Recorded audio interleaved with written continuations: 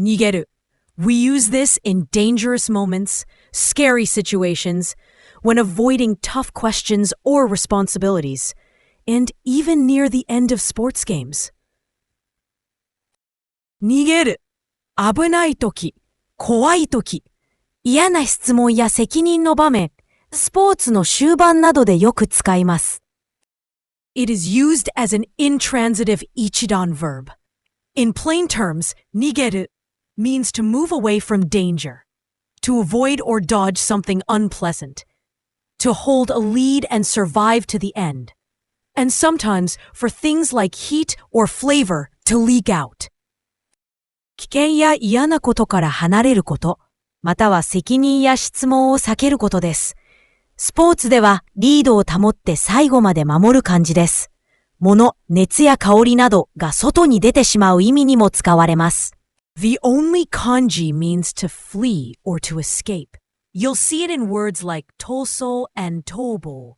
Both talk about escaping or running away in more formal or news-style language. Remember the feeling of quick movement away from danger. The dog runs away.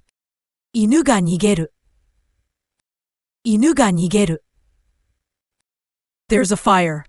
Please go outside. 火事です。外へ逃げてください。火事です。外へ逃げてください。The thief ran away from the police. 泥棒は警察から逃げた。泥棒は警察から逃げた。The child heard a loud noise and ran away from the scene. 子供は大きな音を聞いて、その場から逃げた。子供は大きな音を聞いて、その場から逃げた。The most common synonyms of the word are 逃走する and 避ける。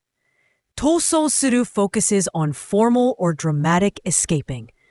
避ける focuses on avoiding problems, questions, or responsibilities, which overlaps with one nuance of 逃げる.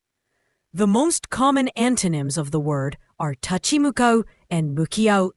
These mean to face or confront the problem directly, which is the opposite of moving away or avoiding.